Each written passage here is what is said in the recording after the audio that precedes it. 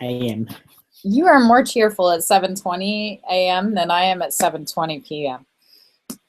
I've had 2 double shot coffees, so it's all good. Nope, that doesn't help. It makes my reflexes faster, but not my mood. I am not a morning person. I'm not usually either, but sort of, yeah, my boys know that they need to turn on the coffee machine first thing in the morning because I need a coffee and shower, otherwise I don't function.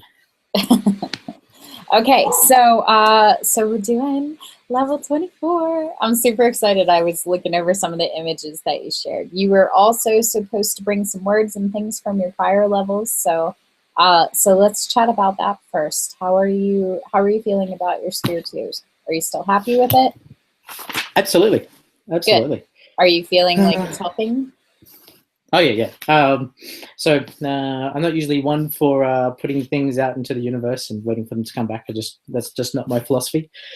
But I got to admit, sort of, I was sitting in the Sphere 2 lounge, or like the lounge, waiting and thinking, yeah, maybe it's time I go and sort of like, go find a business mentor or sort of like do something extra.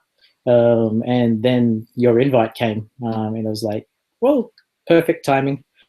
Yeah. And so, yeah, no, the map's awesome. Even though I haven't sort of gone through all of the levels and done all the things, it's given me things that I can think about, given me things I can action.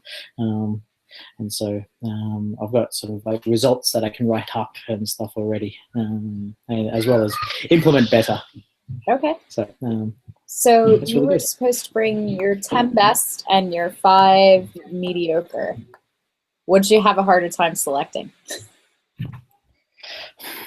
Well, I think you made it easy because you said sort of ones I've shared. So sort of there's certain ones that I've selected because they're ones on my website, or there's ones that sort of I've used for sort of wedding fairs or bridal fairs. And then I've kind of just ranked them in how I currently feel. So I think there's ones, yeah. I think it's easy to select the crap ones first. Okay. Let's take a look at them then. Get rid of all my chat windows so they're not buzzing. Okay. So it's okay. When it comes to my best images, I think they're the ones I haven't yet shot. Good answer. It's a little politician, but I like it. It is. I'm sorry.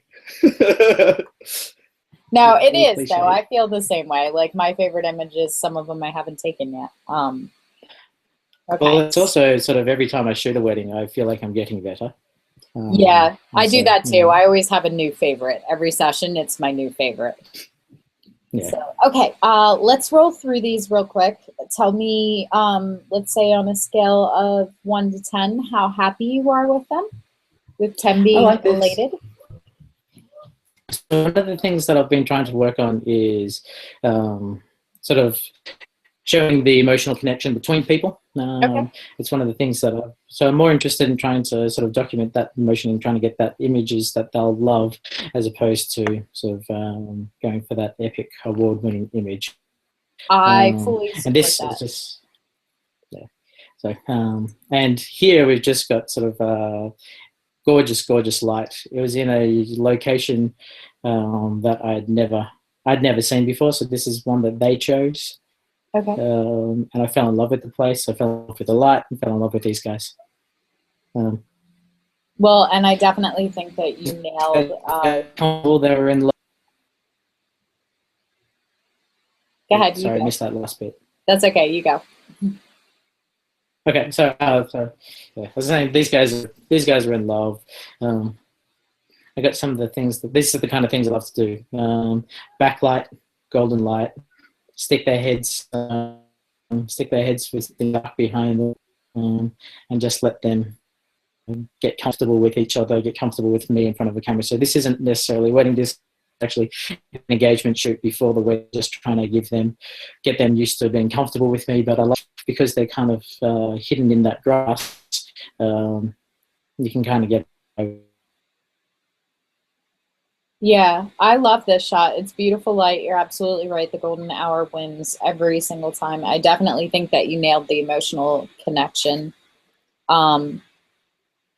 it's overall really beautiful. I'm not sure what this is, but this is making me crazy. There's like lines, like almost like a streak from the back of her head. Are you seeing that? Let me pull it. Yeah, I think there was a cobweb in my way. Like, Okay, I would not have called that, but that's bugging maybe. the hell out of me. Let's try it here. Yeah, like this line right here to here, coming mostly Yes. because it streams right off the back of her head. So Yeah. I'd be inclined to go in and at least soften the edges of that so that it blends in a little bit more. And then I'd probably go in and just touch up this little bit of hair. I'm guessing she probably had it tucked behind her ear, and that's why it like swooshed like that. But that's pretty much it, really. And I completely agree with you. Emotional connection trumps technical precision 9 times out of 10 in the sales room. Absolutely. If there's emotional connection between the photographer and the subject, or between two subjects, that will always sell for a higher price and a bigger print than another image that's more technically superior. So, okay, tell me about this one. So this is the bride now. So it's from the previous shot. This is her wedding, and this is her entrance into her wedding. So I thought there was just a lovely story behind this. Sort of like usually instead of the bride coming in from the down the aisle, she kind of snuck around the corner, waited until waited 5 minutes or so, waited till the guests got a bit nervous about whether she was going to rock up, and then her dad comes rowing her in. Backwards. So he's rowing the wrong way, but he's doing it so that she can easily get off the boat. So they've rehearsed this and planned it. That's super adorable. I think it works because of the anonymity and not wanting to, see her, reveal her before she stands up the edge of the aisle. I love the duck too. I think that's a great little element in the front there. I know it's like the best entrance. Yeah. Best entrance by a duck at a wedding. Yeah, it's total photo bomb. I approve. It's pretty. I'm not sure that I completely love the retouching or the decision to go black and white. I'd be interested to see it in color. Maybe a more muted tone, but something. There's so much different texture elements going on with the leaves and the grass and the water ripples and all this information, and I feel like they're kind of blending into each other because they're all similar shades of gray. So I'd be curious to see just at least a hint of color, maybe desaturated, but and maybe once you show me that, then I'll change my mind and say I like it better in black and white. But it was kind of shot at high noon, so okay. The colors were great. But yeah, okay, I can do that. Okay, tell me about this one. So shot in a 1800s woolshed. Okay. These guys are country bumpkins. They met sort of like in sort of like a sort of New South Wales country town. So this was them down to a T. If I was to reshoot this, I'd completely change. Like I'd put in a reflector just to bounce a bit more light into their face. So I'd completely change the way she's posing. Okay. I agree there. I'd like to see a little more light on him as well, particularly because of the way he's facing. And that's hard when you have available light coming from sources that you can't control. A way to maybe move around that would have been to actually have them sit so that the brightest part would have been on their face instead of the midsection of the dress here. Yep. If you had lowered them just a couple of inches. I love the idea of it. I love the location, and I think it's a brilliant shot for a country wedding. But yeah, I agree. Aside from the light on the face, though, I think the connection's there, and I think that the composition of the image works. So I think that you're close, but I expect more of you. Like this one. Okay, tell me about this one. This was so we're right at the sort of like, it's actually quite dark outside.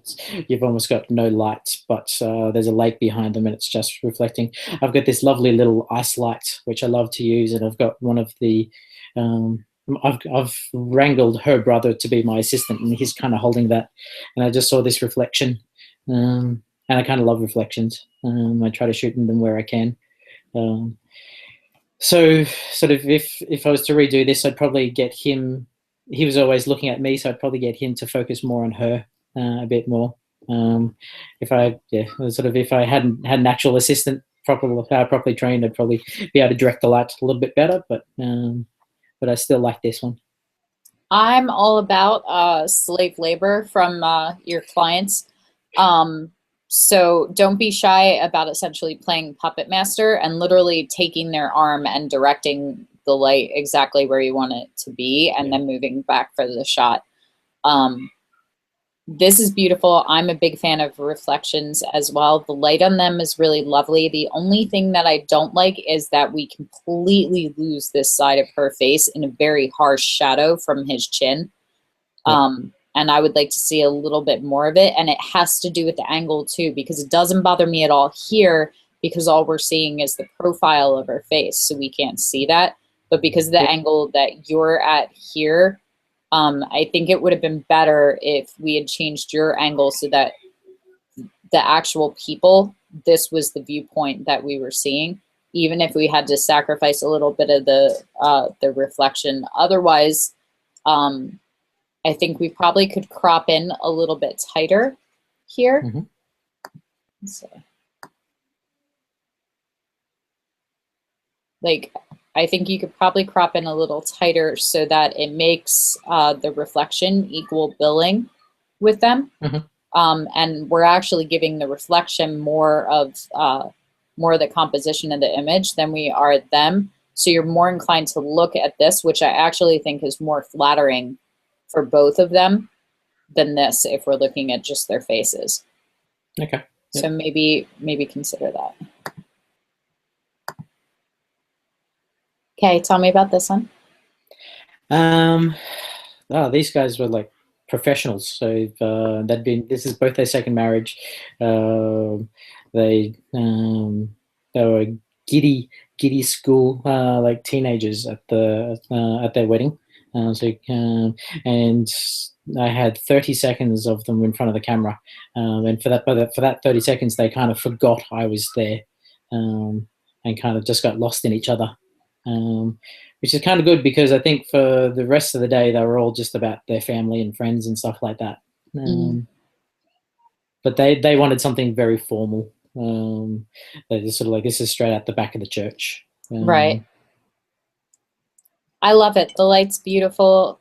You can see every inch in detail of both of their outfits, which is nice. You're at the right angle where we don't have to retouch or lie about their age at all, but we're far enough away that we're not drawing attention to any wrinkles or anything that says that they're an older couple, which is really nice, especially for her as well. The placement's good. It's a beautiful formal shot, and we can appreciate all of the details of it as well, which I love.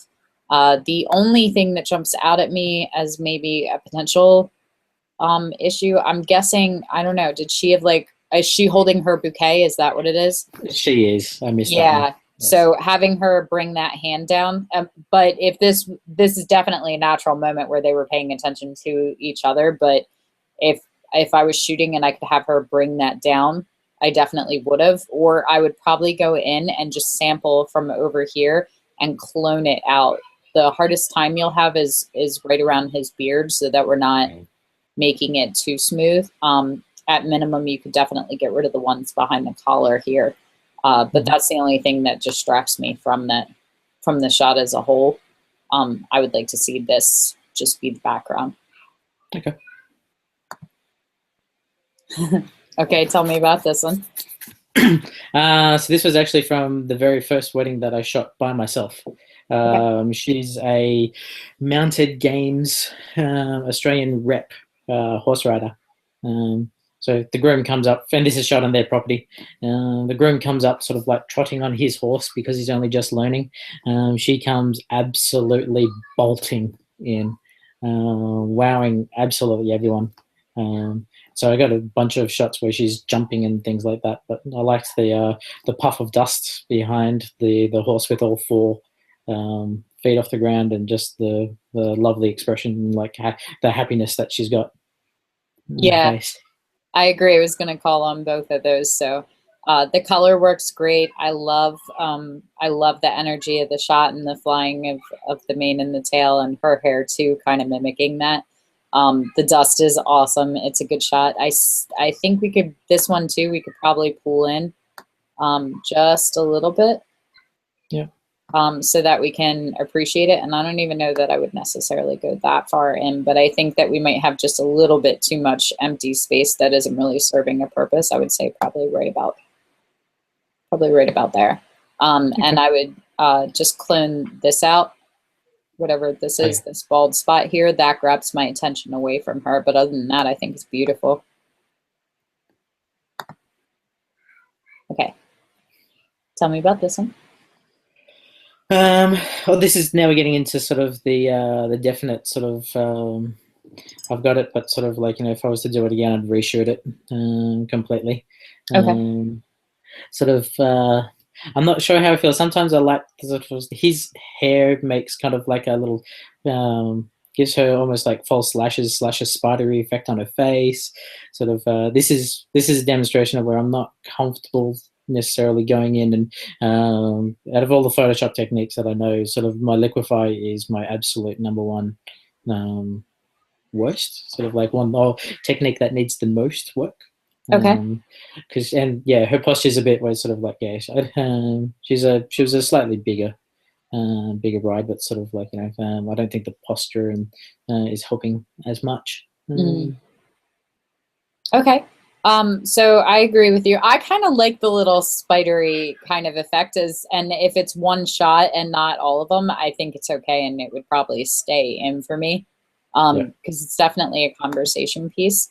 I totally hear what you're saying about liquefy, and a lot of that is just understanding where to liquefy, and that it's usually not where people are suggesting. So the problem is that if you start pulling back on here, then you're going to widen him out and distort him. But what you would want to do, one, if you're dealing with anybody that you're trying to make look thinner, particularly around the midsection, if you just had her take half a step back from him, his jacket would create a line in front of her and you wouldn't even see it. So you would camouflage all of this because it wouldn't be in the shot, which would make her look thinner by default, because you would only read from about here to here as the width of her, because that's all we can see of her then. In hindsight, though, looking at it now, I would just want to go in and just very lightly pull in just to straighten this line, because it comes out here. So if you just went and pushed that back so that it was straight, then all the rest of the retouching would actually come from this side and not from the front of her. So it's the kind of thing that you can do it either way. So if we're accentuating the body and we wanted to pull in and thin her down, right here is a really good spot to pull in. You could select just this area right here and pull in on the arms a little bit this way, and that would elongate her neck and thin her down here, which would make it less offensive.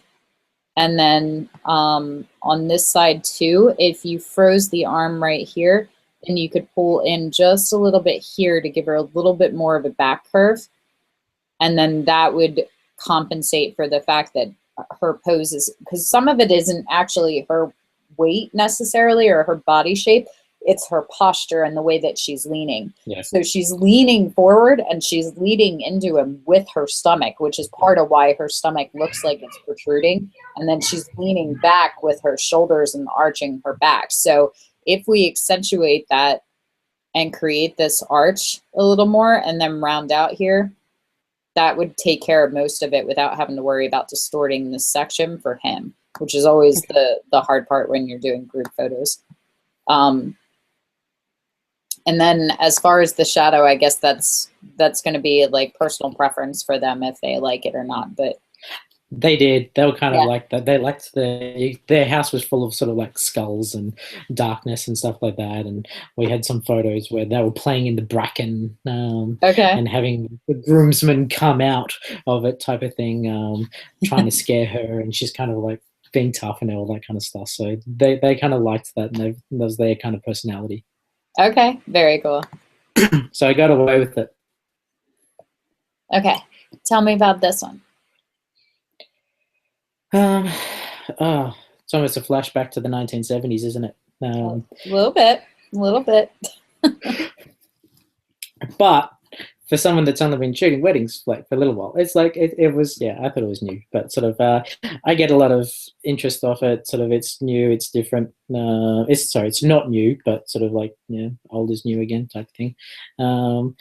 But sort of, it's just I don't know what I can say about it. It's vintage. We'll go with that. Yeah, thank you. I think that you can get away with it as long as you do it in a different way than's been done. So there's a lot of photographers that will call it dated.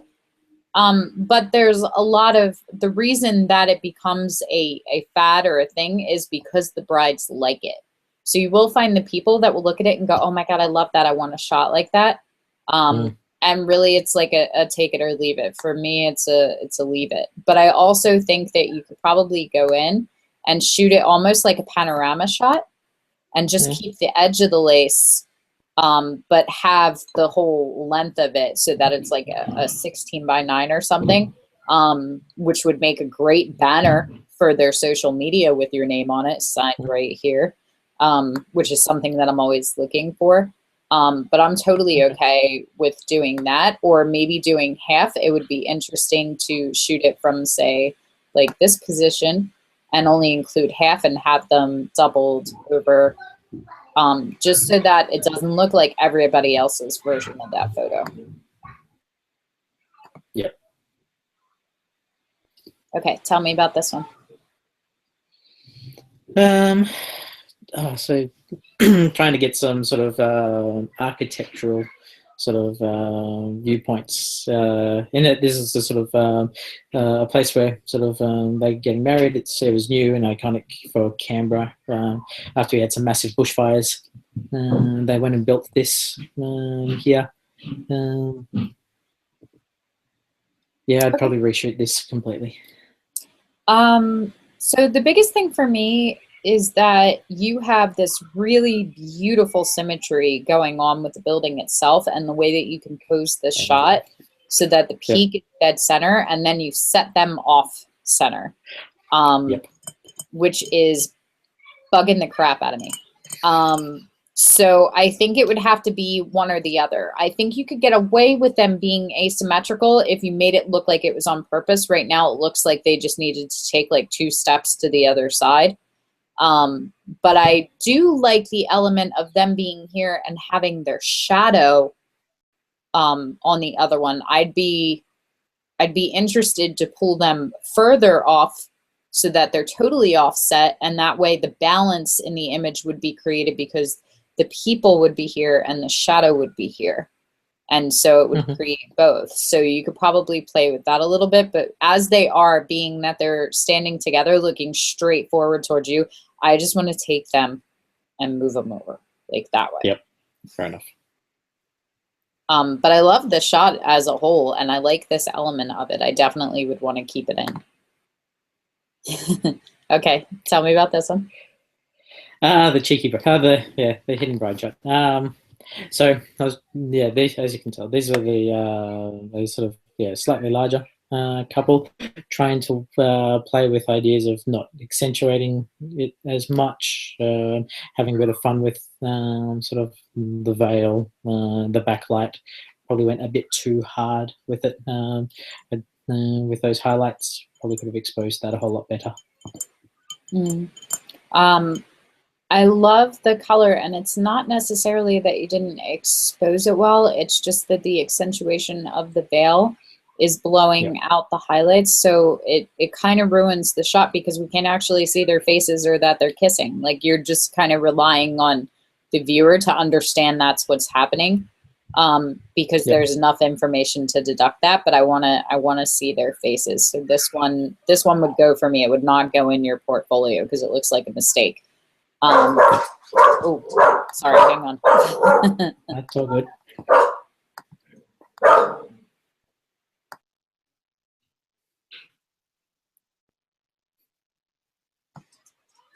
Dogs, man. That's okay. Luckily, I've got the headphones in. Otherwise, my two would have reacted. Your dogs, yeah. Yeah. She barks at everything.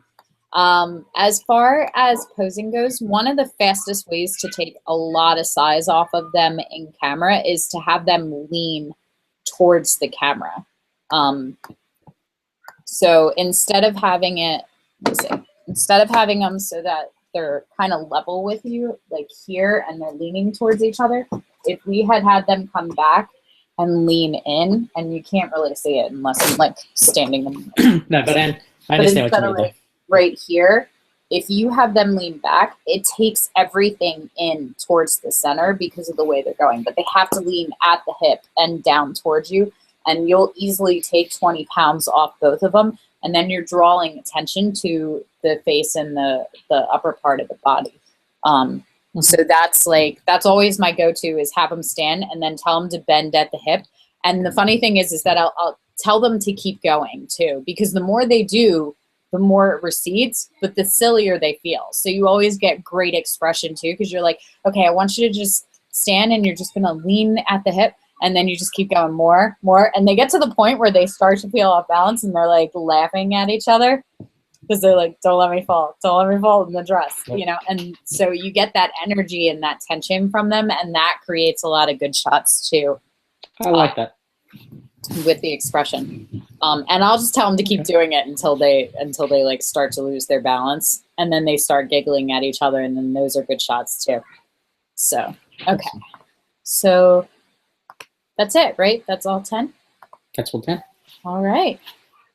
They look good. How are you feeling about them? Are you feeling like you're seeing a lot of growth in your work? Yes.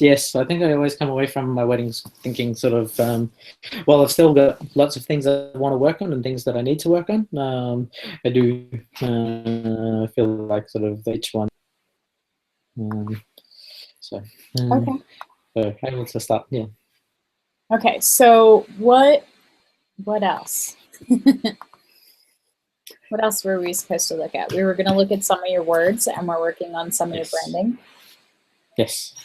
Okay, so tell me how that's going for you. Good. So the words I found pretty easy. So I think words, like a lot of them seem to be phrases or sort of multiple words because I can't keep things short. But sort of, I think the ones sort of like, so I came up with the 50 words to describe how I want clients to feel about me, and then what are the ones that I really want to stand out. And so I think I selected the right ones. Now it's just kind of working towards them, making sure that the images speak to that, and everything I say and do matches. But sort of, I think I'm getting there. It's just about improving. I think improving my artwork and improving and hoping and then getting the business to follow. Okay, so in level 23, you were supposed to come up with 50 words that your clients would use to describe you, and then kind of narrow down from there. Which words do you think were really identifying you? Did you want me to share what I'd posted?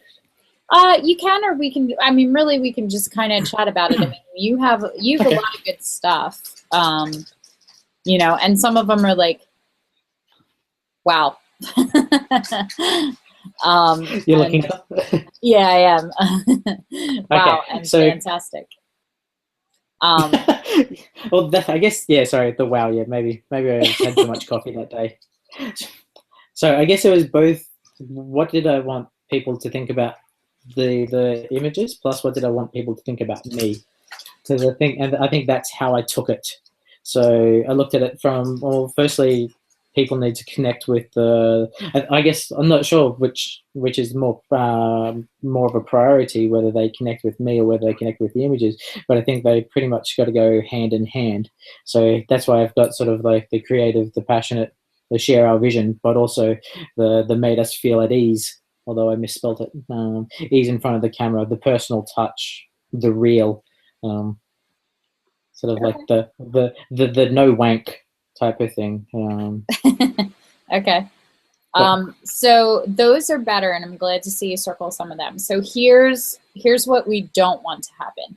What we don't want is we don't want you picking words that don't differentiate you from anyone else, at least in their minds. So when we say things like creative, you're a photographer. There's nobody else that's your competition that's going to go, well, I'm definitely not creative. Yeah. And, you know, I'm definitely not artistic. And you probably won't say, wow, when you look at your images. So those are all things that are, you know, while they are definitely characteristics that we want to hear our clients say about us, they're not setting you apart. So it's good for you to sit down and go, I want them to think I'm trustworthy. I want them to just, you know, open mouth, drop jaw at the images. I want them, you know, to think that I'm artistic and creative and passionate, and for that to come across. But just know that that's everyone, you know, that everybody is kind of identifying with them. So some of the ones that might fit more is storyteller, because it may be that when you create all the images and they tell the whole story of the day, that's totally different, and a client might not choose you if they're going for super formal, more stoic, heirloom quality images where they just want a couple of those that, you know, like if you look at weddings from say 50 years ago, like all of my grandmother and her sisters, their weddings look exactly the same. The way they stand, the way their dresses are, you know, who's in the picture. They're very, very stoic. There isn't a lot of personality in them or anything that sets them apart. So if somebody is actually attracted to that sort of heirloom quality, then they might not be looking for storytelling images. Whereas somebody that's like, I want you to be able to see who every guest was at the wedding and know their personality immediately by the photos. And I want you to be able to follow the storyline of it, like the shot of the bride in the boat, you know, that's a great story image, you know, as opposed to her just standing at the aisle. So I think with these that you have a good start, but that the next thing would be coming up with, say, 3 to 5 words that define you, that don't define everybody else. Like, what is it about your brand, your artistry, you as a photographer that they're getting with you that they'll be hard pressed to find with somebody else? And a good way to test that is to make sure that the opposite isn't negative. Because if you say things like, I'm an artistic photographer, the opposite of that is, I'm not an artistic photographer. Well, what the hell are you doing in the industry then? Nobody's going to say, I'm not an artistic photographer. So you want things like, you know, maybe romantic, you know, what would be some other ones? Detail oriented. If they spent 3 weeks agonizing over whether it was going to be blush or rose for the color of the napkins, like, then they want a detail oriented photographer. But others might be, well, I'm not about the details. Those are minimal. I'm about the emotion. Neither of those are negative things necessarily, but they're both defining things. So those are things that you should be paying attention to while you're looking to build your brand. Mm-hmm. Okay. Okay. So you pass, flying colors. We're happy. Do you feel like your work's holding up par to go beat Ollie's award-winning image? Oh, not even close. I don't think it's that great. No, it's good. Sorry. Yeah, no. Professional, I would say professional standard, award-winning, not even close. Okay. But I'm working on it.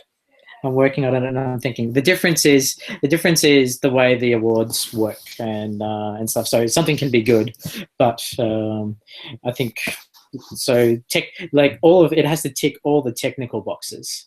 Mm-hmm. But then it's got to be something new, creative, out of the exceptional storytelling, exceptional creativity, and something that these guys haven't seen before. Okay. So you're up against people who do 50, 60 weddings a year, who shoot them themselves, and so know what. And so you've got to, when it flips around, something that's going to go wow. And Okay. so I'm thinking towards that. Have I shot anything close to it? No. But that's why in a couple of weeks I'll be going down and I'll be watching the awards, the state awards. I'll be entering them, but watching the state awards, so I can get a better idea. I'll go and watch the national awards for the week, when they're done in later in the year as well. Okay. So it's all part of the learning. But weddings are so tough. Like sort of, given that 20 years ago, hello, Katie. Given 20 years ago, sort of like, at least in Australia, sort of like wedding photography was seen as the thing that you did to when you weren't good enough to do something else. Okay. I think it's definitely changed. Yeah, I agree. Sort of like I think it's probably one of the harder images to hard categories to do really, really well in. Okay, so what do you feel is in between where you are and that standard? What's the obstacle in the way? Yeah, and I think that was part of the level 23 stuff. Is I think it's about shooting more. Okay. So one of the things I seem to do well at is, once I can meet with a client, is close that deal. So once I get the meeting, I think there's only been one occasion where I haven't actually booked the client. Then your prices are too low. Yes, and no. I think sort of, yeah, possibly. Yeah, if you're booking, you shouldn't be booking more than half your clients. If you're booking 9 out of 10 clients, your prices are too low. Sorry, it's the ones that I'm meeting with. So it's all the ones that's not everyone that queries me. So it's more that when I can get one-on-one and I can get the meeting with them, I'm good at making that connection. I'm good at building that rapport, and I'm good at saying you should be booking me as your client, as your wedding photographer. I'm not necessarily meeting half the people who actually get the queries for.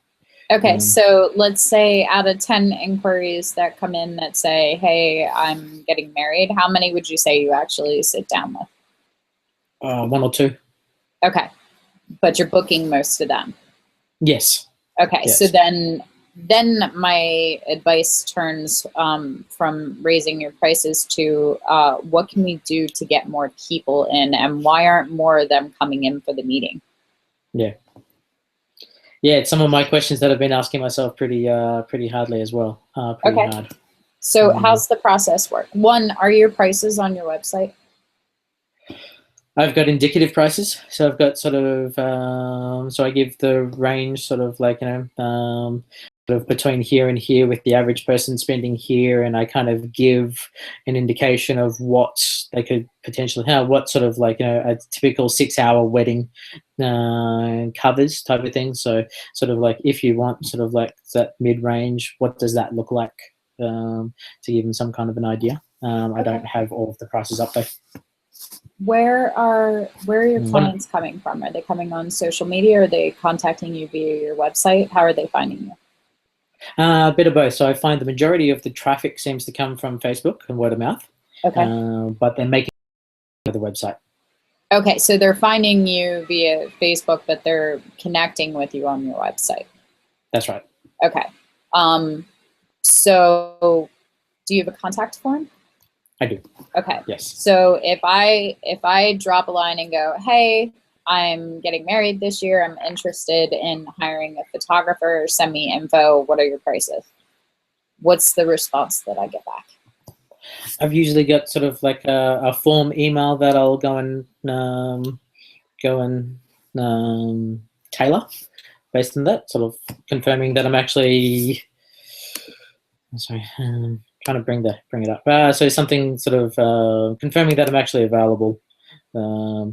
Give them a bit of a discussion about me, sort of like who am I? But I think based on what you've just said, sort of, I probably need to tailor that around building it around those 3 to 5 words, sort of like describe me that wouldn't describe someone else. So I probably got some work I could do that. I would say that you don't really get any info about you to them until they come in for a meeting. So if you're finding that not a lot of people are actually booking, it's probably because you're being a little egotistical and talking about yourself, and they're newly engaged and all they want to do is talk about themselves and their wedding. So when I was doing weddings, if I was going to get back in, the response to the emails were always information about them, especially if they were finding me via Facebook and I could stalk them. Oh my gosh, I went and looked you up and I totally saw the new bridesmaids dresses, or I saw the pictures of the venue that you went to last week, or, you know, I would love to be part of your day. Tell me a little bit more about it. How many guests are you having? How big is your bridal party? You know, what are the bridesmaids colors? When are you thinking of doing it? Do you definitely have a date set? Have you given any thought to these things? What are the most important elements? What are you looking for in a wedding photographer? You know, those kind of things, get them connected to you based off of emotional attachments that they have to their day. You know, so you don't actually want to say like anything about you because it's all pretty much irrelevant to them. In the grand scheme of things, the photographer they hired, they're hiring to capture their day. So if you take pretty pictures, that's it. And if they've already reached out to you, they've already decided you take pretty pictures, you know, because if you sucked, they wouldn't have contacted you. Okay. Like that's, you've already been pre-qualified by them. You've made the cut in the first filter. So then it becomes narrowing down. So if they're contacting you, they've gone to your website, they've already seen at least the general idea of where your prices are to know what your budget is, and they still managed to reach out to you. So they've pre-qualified you and you've already pre-qualified them. So then it's all about them completely, 100%. So usually I'm asking for details about the day first. You know, how big's your bridal party? Who's coming? You know, who are the most important people? What are your colors? What are you really excited about? And I let them do exactly what they want to do, which is just talk about the day that they've been planning since they were 5 years old. Because 9 times out of 10, it's always the bride contacting too. And then based on the responses from that of, you know, this is what's going on. Let me tell you about my day. By the way, we have this giant fondue fountain, and I'd really like you to take pictures of the entire bridal party on our John Deere tractors. That's the important stuff. Then it becomes a matter of, I would love to have you in for a consultation so that we can talk about it more. But before I set that up, I just have one really important question for you. Don't think about the wedding and don't think about the photographer on the day. What I really want to know is 50 years from now, when you're celebrating half a century with the love of your life, and you're looking through the images of your wedding album, which is really your first heirloom, what is it that you want to see on those pages? Because now I just took them from the emotional excitement of, I'm getting married, to someday I'm going to be old and wrinkly with this person. And I'll have spent an entire lifetime having children and cleaning diapers and yelling at the dog and fighting with each other and having all these beautiful moments and celebrating birthdays and first Christmas mornings. And we're going to be old and we're going to be the grandparents of the generation with all these young people. And we're going to look back, and that is going to be the moment. This wedding album that you're about to create for them is the first moment that that family began, and you're creating that for them. What does that matter to them then? It's worth a lot more than you showing up to take pictures on the day of, you know? So when I do that, then they start thinking about that, and they imagine sitting there with these old wrinkly hands and looking at pictures of themselves when they were young and beautiful and vibrant and had just fallen in love, and now they have this whole lifetime in between, and they think about what actually matters on that day. And it's not the napkins, you know, and it's not the cake, and it's these moments, and they go, oh my God, the people that I love. And I just really want, you know, to see these moments of him and I dancing together and how in love we are, and all these little details that we spent months kind of working out. And you go, great, that's exactly the kind of photographer I am and what I want to capture for you. When would you like to come in? If your sales don't come up, I want to book you. Yeah, see? And that's it, because it's all an emotional response. And then, so then that's the next step. Once I started doing it that way, I could get almost everybody in. Almost everyone I can get into the basic thing. And then it becomes a matter of when more than half of them are booking me at the actual sitting, I know to raise my rates. That's how I went from $1,500 weddings to $15,000 weddings in 2 years. Because it's really about the story. And once I got away from the photographer mindset that said the pictures are important, the exposure is important, the composition is important, the products are important, I am important. You know, once I realized that it has very little to do with any of that for them, that's my job. That's what I'm supposed to worry about, is the fact that all those things are important. They don't care at all about any of it whatsoever, you know? So once you get them in, then it seems like you're doing fine and you're booking a good bit of them that are closing with you, so you don't need the work there. But it's really just about storytelling. And so if you can't get them to the point where they're in your studio and you're showing them other images and telling them other stories, have them tell you theirs. Okay. And then they form an emotional, then what you're doing is you're transferring. It's like imprinting, you know, like they say, like, you know, baby animals will imprint on the first thing they see. It's the same thing. By having them talk about what they're doing, they're imprinting all of that emotional happiness and joy and attachment and excitement onto you before any other photographer gets to touch them. Yep. So, is that helpful? Ooh, I like that. Absolutely. Oh, absolutely. Part of the research that sort of I did, sort of like on prices and everything like that, I was able to capitalize off my brother-in-law got married, and so his fiance was doing all of that research, and so I was like, just hand it on over. And so I was like, and then sort of I threw a few more names at her and said, look, there's a few more people you might want to look around, but sort of, and so I was able to see their strategies and see what they do, and a lot of that is here's my brochure. Dude, I would be like the best brother-in-law ever, and actually go and recommend them to really, really amazing photographers and offer to go with them and sit in just to watch. Like, I would love to sit in and watch how some of the top photographers in the world sit and sell. I would love to, but Canberra is such a small community. We usually say it's about 1.5 degrees of separation. If I don't know you, I know someone who does. Yeah. The wedding I just shot, they booked me, and then they told me that they were going hiking in Tasmania over Christmas. One of the guys in my black belt course went on the hike with them and is their best friend. One of my black belt students at the time also went on that. One of my previous black belt students used to work for them, and none of us knew that until they started posting a few photos on Facebook. Okay. And it's like, oh my God, like we have actually like 4 different connections going on here. 6 degrees of Kevin Bacon. Yeah, except for Canberra is much smaller. Well, yeah, but it's not like necessarily like a, you know, go incognito. Like, you actually are the family member, so you can actually go and, you know, be excited about the wedding and also pick up some intelligent tips and tricks. I'm ready to renew vows just so I can hire all of the best photographers and send out and see, you know, what they offer, you know, and how they sell, but also because we're at the point now where, like, that's it. That's my whole budget. If we renew vows, it's all photos. I don't care about anything else. We can eat peanut butter and jelly in the backyard, but I'm hiring someone incredible. Okay, yeah, fair enough. So I would definitely look into that. It's also actually really helpful because we often think of it as, you know, I'm in competition with other wedding photographers. You're in competition with everyone. So even if you get hired, then you're in competition with everyone else they hired to pull their day together, because they only have so much budget and you're vying for a big part of that. And stereotypically, the venue and the food get at least half of that just there. And then the other half goes to the florist, the DJ, the photographer, the videographer, you know, and every hair, makeup, dress, everything else that they're doing.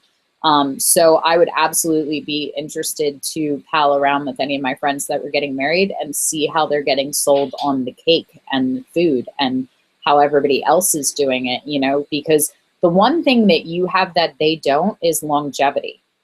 You know, they're all preparing for the day. They are wedding day vendors, and that's it. After the day, it's done. The dress goes in a closet or gets donated or, you know, whatever. The flowers are gone. The food is gone. Like all of those details go away. Pretty much, if you ask anybody that is approaching their 40-year anniversary and up, they might have maybe an invitation or, you know, the monograms, napkins, or something else that was like a little keepsake. But for the most part, it's the pictures. Yeah. And that is the single biggest selling feature for every wedding photographer. And I hear almost none of them make that argument, you know, that really when it comes down to it, stop competing with them on the day because you're not investing for the day. You're investing for 20 years from now. You're investing for 50 years from now. You're investing for 150 years from now when nobody actually knows your name or has ever seen the shape of your face except for these pictures. That's what you're investing in me for. And that's worth a hell of a lot more than a slice of cake, you know? And you almost like, you have to be bold like that. And, you know, like it sounds a little egotistical, but like, that's the truth of it. Like it makes me want to cry when I realize that I don't have any wedding photos and that my children won't ever see them and my grandchildren and my great-grandchildren. Like, and I don't care that they don't know what flavor cake I had, you know? Yeah. That's the only thing that matters. So I think, you know, now that your work is moving up and you're feeling more confident and you're feeling like you can compete with, you know, all of the pros, and now we're stepping up our game to being like award-winning, you know, the next step is just translating the value of what it is that you're actually offering. Yeah. Look, I still think I need lots of work on that as well. On the photo side, I think I got everything to work on, and I continue with that. But I think I know the direction I need to head in, to how to do that.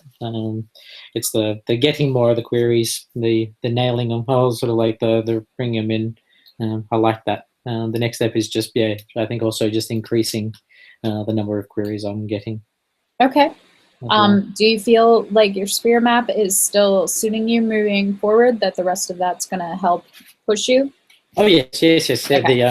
The next one I think is specifically designed for that. Is Okay. sort of like, you know, advertising and stuff, like ways to sort of like get me out there. Okay. So good. I've got lots of thinking to do. Is there anything else that you wanted to chat about while you had my undivided attention? Not right now. What I might do is see if I can go work on some of that thing and then burn up some of my karma points to discuss some of it, if that's cool. Perfect. Sounds great. Let's do that. Okay. Well, you have your whole day ahead of you, and I have to go make dinner. So. Cool. Yep. I've got Dean to take to school in a bit, and stuff like that. So, what are you having for dinner? That's what mine just walked in the door home from school, my boy. So I like this. I love the Arcanum for being able to connect with people all over the world, even if we do fight. But no more booking critiques at 3:30 a.m. because that just made me want to cry when I heard that. Like, I don't love any of you enough to get up at 3:30 in the morning. I don't care if you doubled your tuition. Well, it was part of my application for the Arcanum when I first signed up. Was like, hey, I know that sort of like I'm in Australia. I know it's at stupid times. Like, you know, I realize that sort of I might have a master that's sort of halfway around the world. I'm willing to do that if that's what it takes. Okay. Well, we will. There's enough of an overlap that we can find a time that's a decent hour for us both. Well, that's good. And yeah, the kids always get me up by they wake up at 6, but they're not allowed out of their bedroom till 7. So oh, I like that rule. I'm gonna do that, but I'm gonna make mine 10. Like, don't come out before 10. You can get these little clocks, and they're red when you press the button until the time you set the time, and then it turns green, and that's when they're allowed out. That's like green. Like, oh, I love it. I love it. I'm gonna do it. It's going to be fun. I'm going to get them and I'm going to send them to all of you, and it'll turn green when you guys are allowed to call me too. That way we can keep all the time clocks for when it's the right time for everyone. I like it. Cool. Okay, well, I think that's it. You passed with flying colors. I'm looking forward to seeing the next half of the sphere move forward for you. Me too, and thank you very, very much. Oh, you're very welcome. All right, I'll talk to you soon. See you at level Okay. 29. Bye. Catch you later. Bye.